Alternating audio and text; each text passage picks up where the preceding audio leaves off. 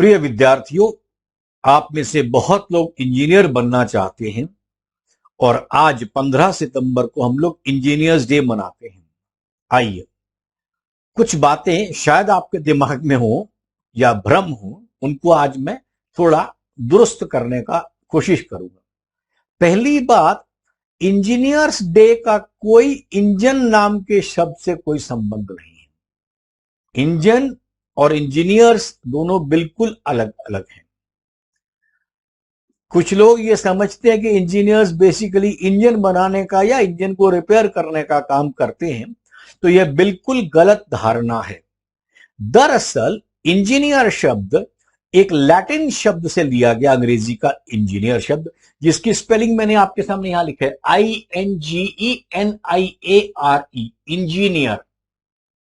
और ये इंजीनियर इस शब्द से बना INGNIUM, ये दोनों शब्द लैटिन के हैं।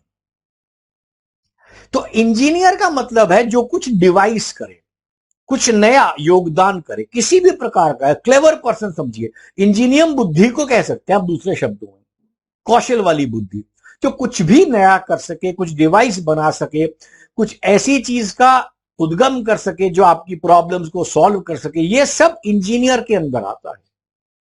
तो इंजीनियर्स का ये कोई बीटेक और आईआईटी और बीएससी इंजीनियरिंग या बीई से कोई लेना देना नहीं है। इंजीनियर शब्द का, इंजीनियर शब्द का। बाकी ये बीई बीटेक के तो भारत के पाठ्यक्रम हैं, उनकी बात मैं नहीं कर रहा, पर मैंने कहा पहली बात आपको समझनी चाहिए कि इंजीनियर्स डे जो है वो बनाया जाता, तो इंजीनियर शब्द कहां से आया? इंजीनियर शब्द यहां से आया, मैंने आपके सामने बताया। पहली बात ये। दूसरी बात, ये इंजीनियर्स डे मनाया कब जाता है? ये 15 सितंबर 1968 से बनाना शुरू हुआ और 15 सितंबर को इंजीनियर्स डे मनाया जाता है। ये क्यों मनाया जाता है इस दिन? दरअसल श्री मोक्षगुंडा विश्वेश्वरैया, ऐसा उनका पूरा नाम है, वो एक भारत के बहुत बड़े इंजीनियर रहे हैं और उनके सम्मान में ये उनकी जन्म तिथि थी 15 सितंबर 1860। तो 1860 में जन्मे व्यक्ति के कंट्रीब्यूशन को हमने 1968 में 108 वर्ष के उसके जन्म के बाद रिकॉग्निशन दी। जरा ये कुछ उथली बातें आप सोचिए। उनकी मृत्यु 102 वर्ष की उम्र में हो चुकी थी। मैंने उनके मृत्यु के उपरांत आपने इंजीनियर्स डे घोषित किया सन 1968 में। उनको 1954 में 1954 में एक भारत रत्न, जो भारत का बहुत बड़ा सिविलियन, सबसे बड़ा रादर सिविलियन अवार्ड है, वो दिया गया। नागरिक अवार्ड दिया गया, नागरिक पुरस्कार कहते हैं इसको। ये उनको दिया गया 1954 में उनके कामों के लिए। अब दूसरी बात आपको ये समझनी है, उन्होंने ऐसा किया क्या था यार? इंजीनियर्स डे आपने नाम रख दिया, क्यों रखा? क्या किया था उन्होंने? और क्या उनकी शिक्षा किस प्रकार की थी? जो आज के इंजीनियर बनते हैं, क्या उनको मालूम है उनकी शिक्षा क्या थी? इसमें कुछ प्रश्न शिक्षा व्यवस्था पर भी है। अगर आप ध्यान दें तो उनका जन्म, जैसे मैंने आपको बताया, 1860 में हुआ और 15 वर्ष की आयु में उनके पिताजी की मृत्यु हो गई। वो एक आयुर्वेदाचार्य थे और माता उनकी गृहिणी थी। और 15 वर्ष की आयु में परिवार में पिता खत्म हो जाए, माता गृहिणी हो, तो उस जमाने में भी परेशानी थी और आज भी परेशानी है। तो उन्होंने क्या किया, उस समय लगभग 21 वर्ष की आयु में वो बीए करके बाहर निकले। उनकी शिक्षा बैचलर ऑफ आर्ट्स में हुई उस समय। मुझे ये एग्जैक्टली मालूम नहीं पड़ा, मैंने कोशिश तो करी ढूंढने की कि बैचलर ऑफ आर्ट्स में कौन से सब्जेक्ट में किया, लेकिन शायद उस समय कंबाइन था या कुछ भी था। मतलब समझिए इतिहास हो गया, इकोनॉमिक्स हो गया, हिस्ट्री हो गई, इनमें से कोई सब्जेक्ट उन्होंने लिया होगा और किसी विषय पर उन्होंने पारंगत हासिल किया। अब ये हुआ जब वो 21 वर्ष के थे, लेकिन उनमें प्रतिभा इतनी थी कि उस समय की मैसूर की सरकार ने पूना में के आसपास, पूना मैसूर का ये इलाका, जो मतलब मद्रास प्रेसिडेंसी उस जमाने में कहा जाता था। दरअसल मद्रास प्रेसिडेंसी एक नाम था, इस पूरे जिसमें कर्नाटका, आंध्रा, केरला, ये सारा इलाका नीचे वाला आता था, बेंगलोर वगैरह सब। तो वहां पर मैसूर नाम की रियासत थी, तो जो आज भी है। तो मैसूर के अंदर इनकी प्रतिभा देखी गई, और फिर इनको जब ये 23 वर्ष के थे, मैंने 1883 में इनको इंजीनियरिंग पढ़ने के लिए, सिविल इंजीनियरिंग पढ़ने के लिए, उस समय के माने कॉलेज, जो बहुत बड़ा माना हुआ कॉलेज था, वो पूना में था, उस समय इनको वहां भेज दिया गया। फिर वहां से पढ़कर ये बाहर निकले। इनको एक बार अंग्रेजों ने भी उपाधि दी, उसके बाद अंग्रेजों ने भी इनको पढ़ने के लिए बाहर भेजा। ये चीन और जापान में कुछ स्टडी करने गए कि वहां किस प्रकार का काम होता है, वहां की इंजीनियरिंग क्या है, उसको भी पढ़ने ये सरकार ने भेजा, ब्रिटिश सरकार उस समय थी। आने के बाद लगभग 1912-13 की बात है कि ये मैसूर में इनको रख लिया गया। ये मैसूर के दीवान भी बने, मैसूर रियासत के उस समय दीवान होते थे। आप आज के जमाने में चीफ मिनिस्टर समझ लीजिए उनके, या कोई और प्लानिंग मंत्री समझ लीजिए। तो ये इनको रखा गया। अब वो समय आसपास के इन्होंने क्या काम किया, अभी तक तो ये रही इनकी शिक्षा की बात, ये पढ़े, चलो ठीक है। उसके बाद इन्होंने किया क्या जिसके लिए इनका नाम हुआ, आइए समझते हैं।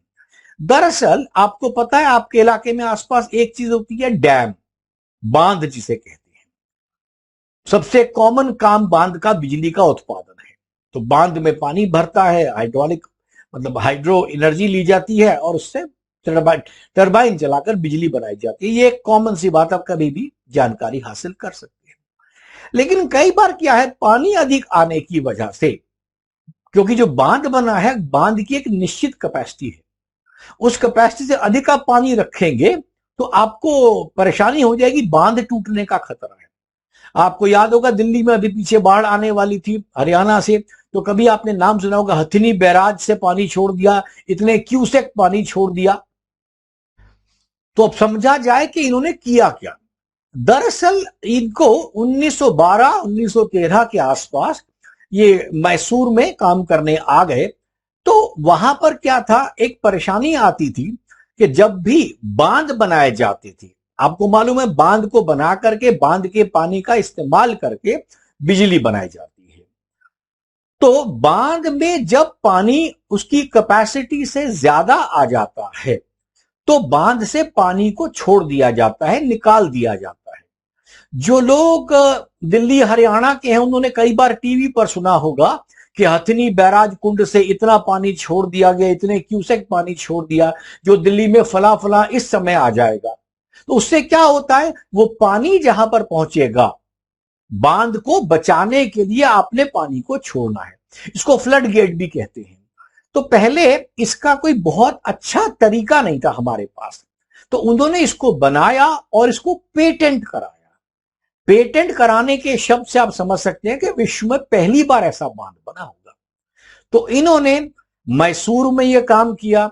उसके बाद खड़गवासला, पूना के पास एक जगह है, वहां पर इस प्रकार की टेक्नोलॉजी को इस्तेमाल किया गया।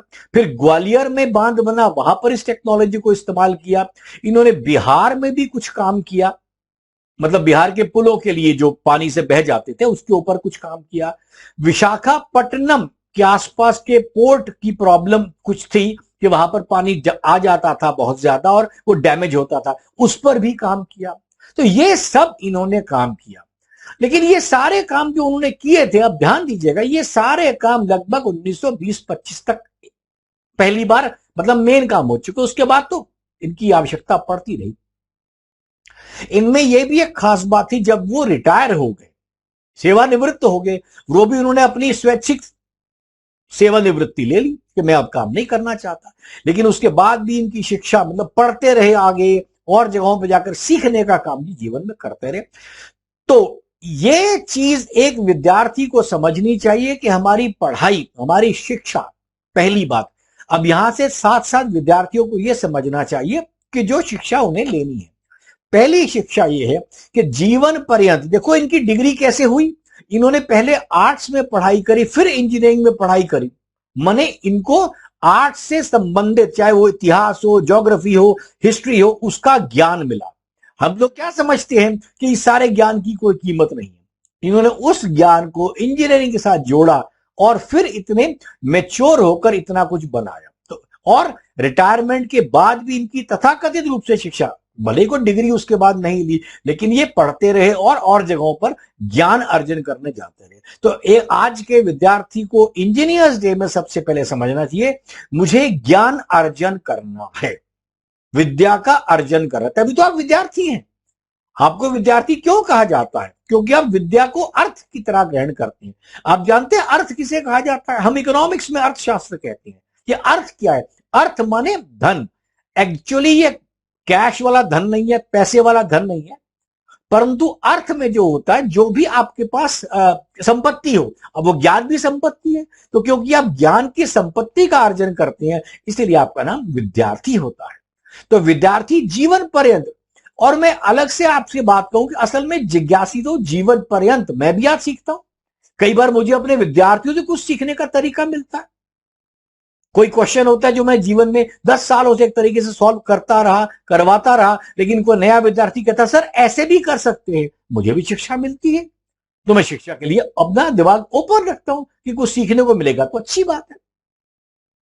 तो पहली बात तो आप ये समझे कि आपने इनकी तरह शिक्षा को अपने जीवन में क्या स्थान देना है, ये इनके जीवन से पहला। दूसरा, तब तक इनकी रिकॉग्निशन नहीं हुई, इनको पहली बार रिकॉग्नाइज किया गया जब आजाद भारत ने 1954 के अंदर आजाद भारत में इनको पहली बार सबसे बड़ा नागरिक पुरस्कार दिया गया। अब यहां पर भी आपको एक और बात समझनी है, जो बात अपने राष्ट्र से संबंधित है, देश से संबंधित है। देखो, अंग्रेजों ने इनको उपाधियां दी, स्कॉलरशिप दी, बाहर स्टडी करने भेजा, आए उनसे भारत में काम करवाया, लेकिन सोशल रिकॉग्निशन इनको भारत ने दी। इसीलिए कहा जाता है कि अपना देश अपना ही होता है। इसीलिए दो बातें इनके जीवन से आपको शिक्षा मिलती हैं। मतलब भले ही इन्होंने तब काम करना 54 में छोड़ दिया, और दूसरी बात, भारत रत्न देने के बाद भी जो इनका इंजीनियर दिवस मनाया गया, वो कब मनाया गया? वो मनाया गया पहली बार 1968 में, इनकी मृत्यु के बाद भारत ने बनाया। तो ये कितनी बड़ी बात है कि आपका देश आपको रिकॉग्निशन देता है। तो अपने देश के प्रति इनको तो बाहर रिकॉग्निशन तो नहीं मिला ना, सबने अपना काम निकाला। ये देश प्रेम की भावना आपके अंदर होनी चाहिए कि आपका देश ही आपको वो रिकॉग्निशन देगा, पहली बात। दूसरी बात, जीवन पर्यंत शिक्षा के साथ ये रहे। तो इनके जीवन से आप ये सीखे कि शिक्षा जीवन में कितनी महत्वपूर्ण रही है। धन्यवाद।